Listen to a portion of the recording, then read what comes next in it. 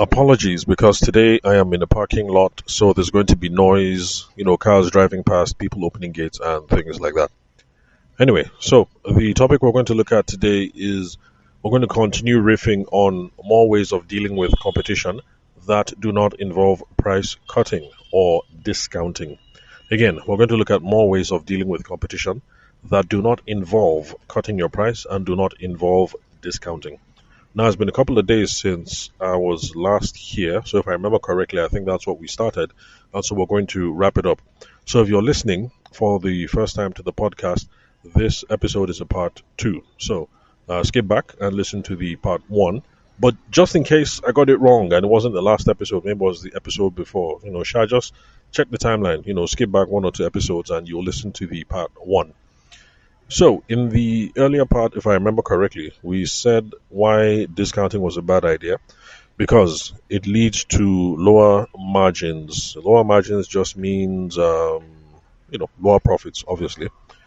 Then, let's see, what was the second reason? Yes, okay. Now, whenever you discount, whenever you reduce money and you get a customer, you think it's a good thing.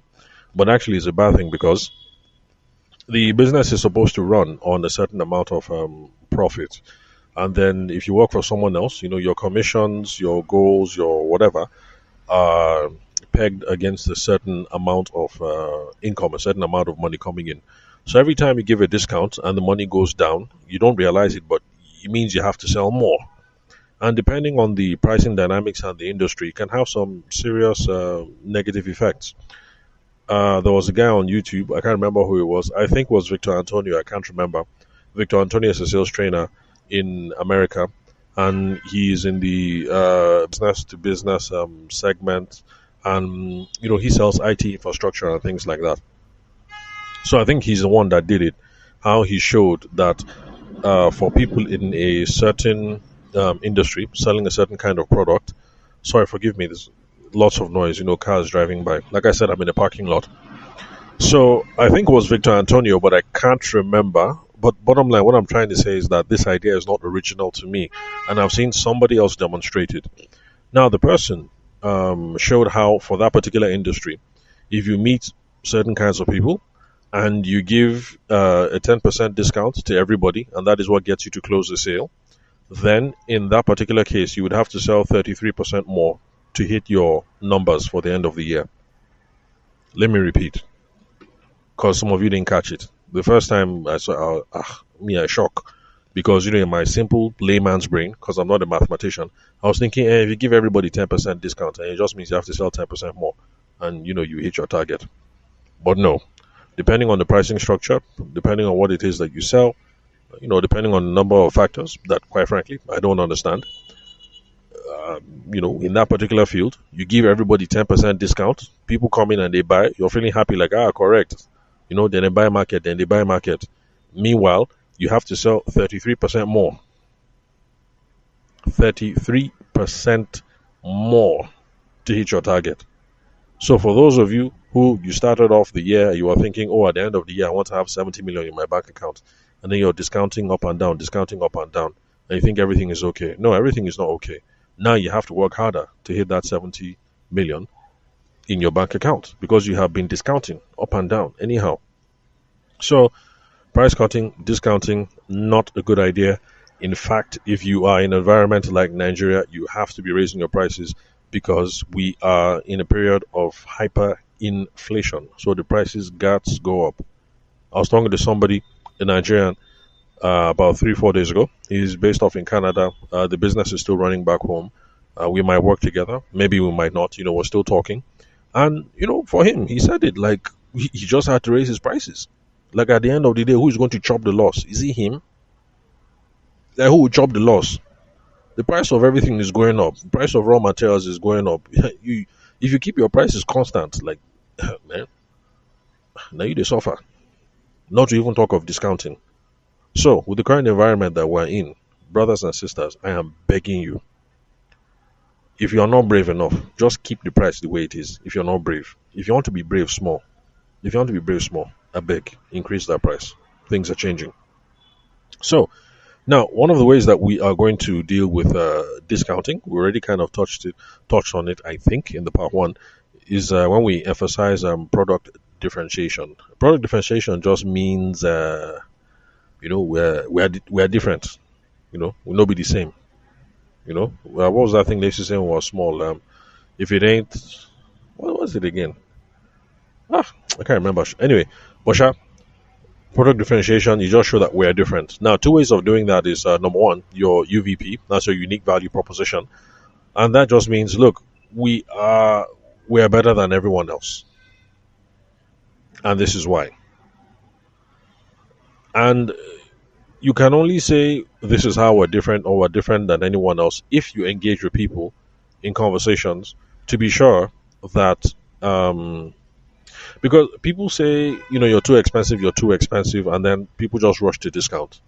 So I think I explained it properly in the last episode that before you start discounting and all whatnot, you actually ask questions to figure out whether you are making a fair comparison. Because sometimes what you have actually is better quality, but you just go ahead and start dropping price. You actually need to ask questions and figure out the comparison might be unfair. In that case, you would up to the person to say, madam, that no be so that one he's giving you is like this. The one that we are giving you is like this. Educate them. They might have unrealistic price expectations, and the comparison that they're doing might be unfair. But either way, we should always be in touch with people, before they buy from us, after they buy from us, a long time after they've bought from us, to try and figure out the main reason why people do business with us. And that is also part of our UVP, the main reason why people do business with you, because it's something that gives you confidence, something you can stand on, and something you can beat your chest on.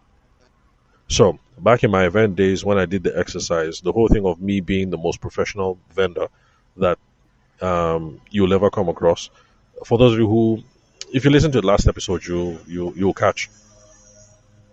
So it's something I could say with my full chest that, look, I know that you're talking to about 20 or 30 other vendors, but quite frankly, I am going to be the most professional vendor you're going to deal with. I'm the only vendor that you're not going to have to worry about.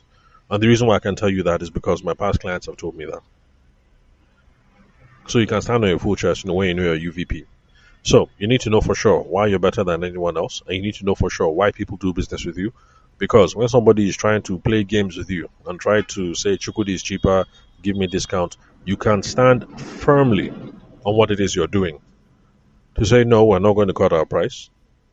I think the example that I gave in the last podcast episode was the person who said, look, I would love to cut my price for you, but honestly speaking, even though I love to cut my price, I cannot, because I know the quality that I am providing. I know how much I bought the raw materials for, and blah, blah, blah, blah, blah. So I would love to discount. But honestly speaking, I cannot. Like physically, it ain't possible.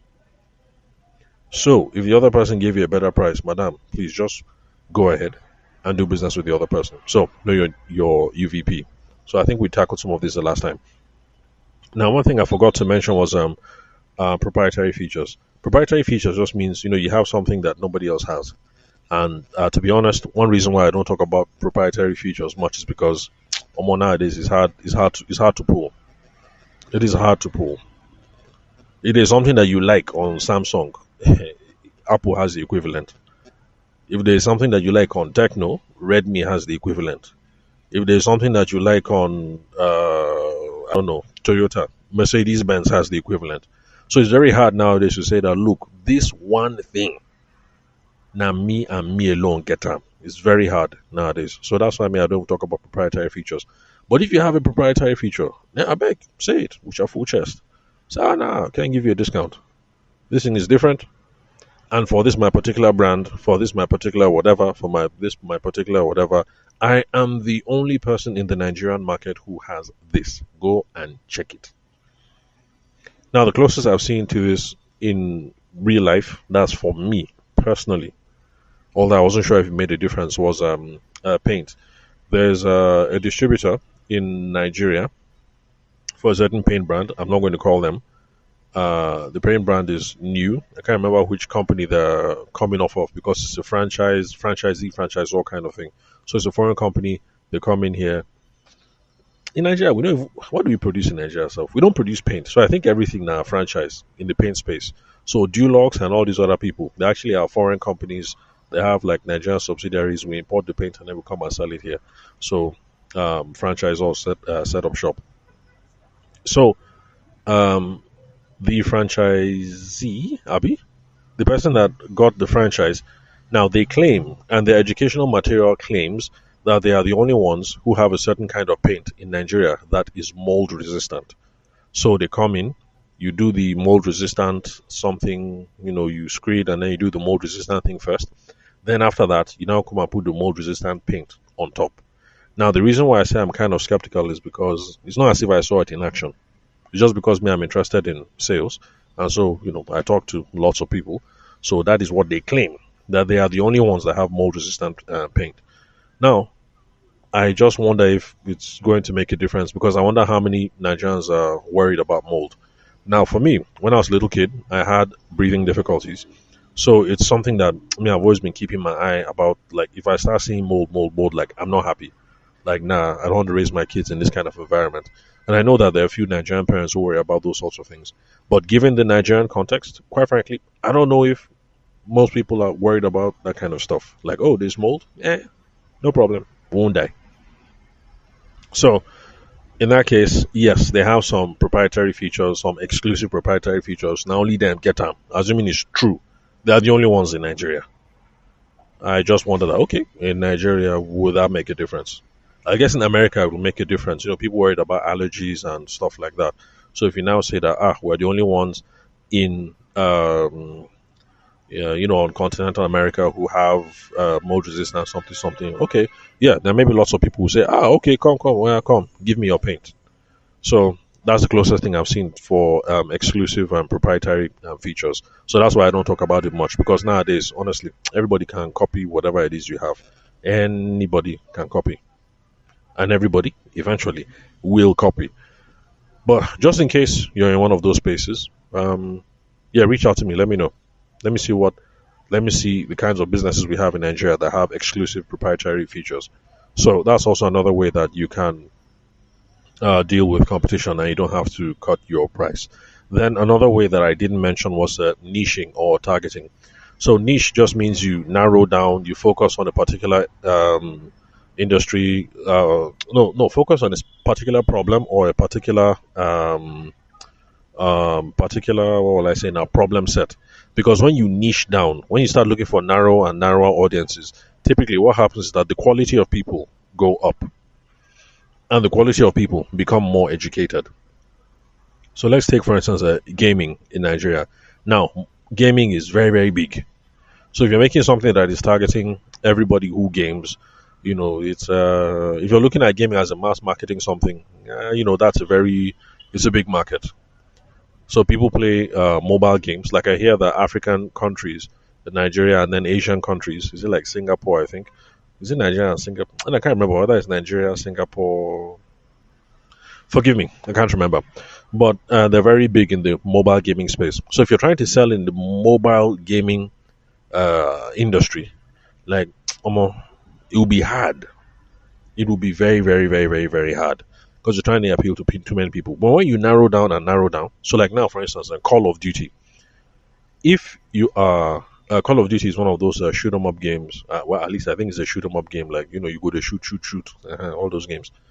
I'm not a gamer. Well, I play chess, and I'd like to say I'm a gamer. But when I say I'm a gamer, my wife will say, "I beg, sit down." And when we're talking gamers, it's not your type. Because my wife grew up playing. She grew up playing Mortal Kombat, Street Fighter. What again? All those kind of games. So when it comes to gaming, my wife will beat her chest, my brother will beat his chest. And if I say, me too, I play chess online, and they'll say, come on, keep quiet. And when we say gamer, it's not your kind. So, back to gaming now. So, all these games now, multi-role player games where you shoot and kill people and you have to collaborate and stuff like that. I've noticed that those particular boys and girls, like men, they spend money. Like they spend bastard money. I know somebody in Abuja who is a gamer. The guy even bought a gamer chair, a special chair to play game. And in my mind, I'm thinking, what the hell? No be computer game again. Because we got one of these consoles for my sons, and they just sit on the couch and then they play. But then we have boys that are buying ergonomic chair. that no, when I'm playing game, I suppose they comfortable. It's crazy. The guy has a whole rig. The guy has a chair. The guy has a adjustable table. The guy, it's crazy the amount of gear that the guy has, just so that he can be playing Call of Duty and then all these kind of games. So all these, like now, if you're narrowing in on that kind of market now, people who play Call of Duty, first of all, is an expensive game, and because of the gaming culture, all those kind of people, not only choice materials that they buy, expensive headset, good audio quality, solid battery life, ergonomic chair, something table, this ergonomic mouse, gaming mouse, all this kind of thing. So when you come into the gaming market now in Nigeria, if you say you want to sell to everybody as a whole, guy, it's hard work. Very, very hard work. But then if you bring a product and you're trying to target Call of Duty players specifically, that's a different thing. Because for that particular demographic now, there are usually more quality people and they're usually more educated people. So if you come and give them and say, okay, buy this mouse, an economic mouse, they'll say, correct. May I see him? May I see him? They'll even look at it. Like I must confess, my brother has also bought an ergonomic mouse. And I keep telling him, too much money, that's your problem. Too much money. He said, no, the thing is important, it's important. I said, beg, too much money. So that is what niching is. If you're entering into the gaming space, don't try and sell to everybody in Nigeria who plays games. Whether they play on Super Nintendo, sorry, is Super Nintendo still in existence? Whether they play on PlayStation or on whatever, don't think don't think about gaming community at large. You niche down. Because when you niche, people will not be pricing you groundnut anymore. If you're only selling headphones for people who play Call of Duty or similar games like Call of Duty, and now it's different. Even if then the price you, it won't be all that kind of pricing. Like, you tell somebody, oh, this thing is 1.5M. The next thing they'll tell you, will you collect 800K? That kind of pricing. Uh-huh. So niching, that's also something I forgot to add. Then also something I forgot to mention. This one is a much more older technique, and that is value-added bundling. So that's where, and that's something that my former partner, when I was in the event space, he used to do video. This is something he used to do very well. Anybody that used to try and price him down, what he will do is he will add something on top and then jack the price up. Okay? Let me rewind in case some of you didn't get it. Value-added bundling just means somebody, then they try price you. You will now take something that is complementary. Complementary means once you add it, the whole thing looks as if it now has greater value. Then when you add that complementary thing, instead of bringing the price down, you will now jack the price up. So that even if they try price you, at least like you've gone higher from where you were before. So let me give you an example. I've only seen somebody do this one in once. It was for cars, also selling cars. So the scope that the guy did when they're pricing the cars, like, look, you know what? This car, I've already come down. I can't come down again, but this is what I'm going to do. You see these tires that the car came with, like they're okay. But inside the office, we have brand new so and so tires. I will give you 4 of them. Normal. What we'll do is this kind of tire, we'll sell it for 80K, per one. But to make this thing nice and sweet, we'll give you each of these tires for 75K per one. We'll add it. So you now see he has added something complementary. The overall price has now gone up. So before somebody was trying to price the car down, give me this car, remove this car. This guy said, you know what, let me just add tire. Normally this tire now 80K. But we'll give out to you 75K. Now the total value of what they were trying to of the car that was trying to sell, the total package now, he now added, how much is that? That's like 300K, Abby. 75, 150, 75, 150. Yeah, that's 300K. So he has now even added 300K on top. So that was one thing that my former partner in video used to do. Anybody tried to price him down, he would say, oh, mommy, I beg no vex, not my fault. When you were saying so and so, I actually thought it was like this. But see, mommy, based on what you said for this event, we actually don't just need video coverage. No be this hall. Ah, mommy, that hall is very dark. So what we need to do is we actually need to add light in there so that we can get superior quality. Now see, mommy, I've shot in this hall before. So see, mommy, relax now. No be me they tell you that hall is dark, dark, die. For human eyes, it looks like it's okay, but for video, the thing is very, very dark. So, mommy, in fact, we need to add light to this thing that we're going to do. We need to add light. He said, oh yeah, Shagun, more, more. That Shagun is like his own partner. He will tell the guy, bring, bring, bring, so that he will open the bag and then start discussing light difference. So you see, we'll do this light, we'll do this light, we'll do this light. You see, he has now taken the value of the thing up. Mommy was saying, give me discount on video. My guy will now say, mommy, I should have advised you. We even need to do light. He has now added light into the something. The price has now gone up. He's adding something complementary. It's supposed to give extra value. You see the scope. If they kept on pushing and pushing and pushing, he even used to take it up and up and up again. He will even go further. He will say, no, it's not just even the lighting for the hall, that we even do lighting for stage. So have you done that one? Let us add over stage. There's money for the stage. Then normally the stage we give it like this, but then we can cut the price down on, of course the discount you will give on the one for stage won't be too much. But you can see that the more they're pushing for discount, the more he's growing it and growing it and growing it. There was one time he even pushed it as far as MC. He said, look, you know what? Like this is the best I can do. Wait, do you guys have an MC? Oh, you don't? Oh, fantastic. One of my guys is an MC, blah, blah, blah, blah, blah. He normally would take, 300K. But if you call through me, I'm sure the guy will take, like 250 from you guys. So let's just do it like this and let's just call it a day. So yeah, I even saw him go that high. We came for video. They said reduce money on video. He said no. He added light. Next thing, we're talking stage. Before you know it, he was even talking MC.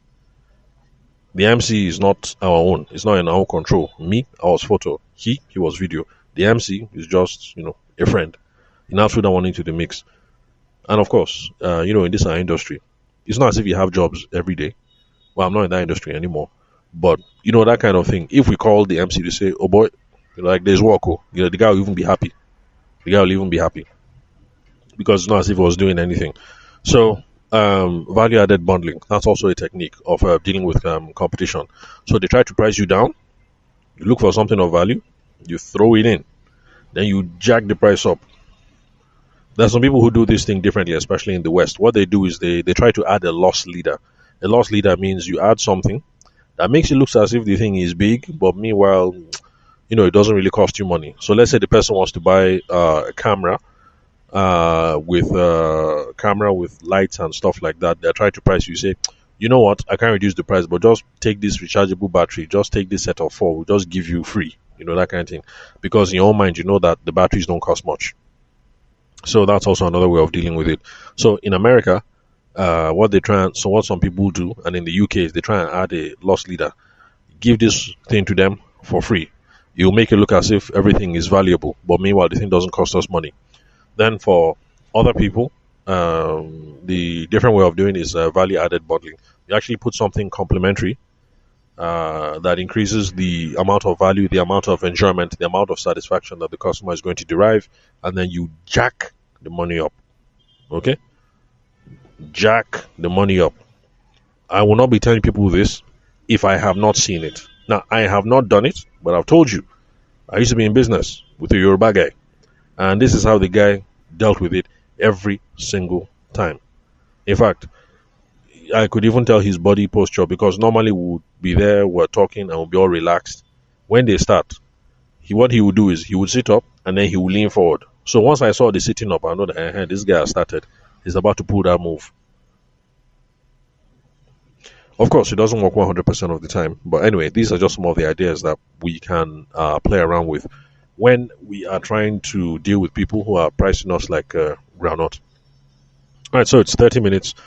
So let me bring today's episode to a close. If you'd like to connect with me, you can call me, send me a text message or a WhatsApp message on 080-6466-2140. Thank you very much for your time and attention. Sorry about all the noise in the background. But I've been gone for a while. I just have to keep this thing moving. So any which way I can record, I'll just keep recording. So yeah, that's it. I'll catch you guys at the next episode.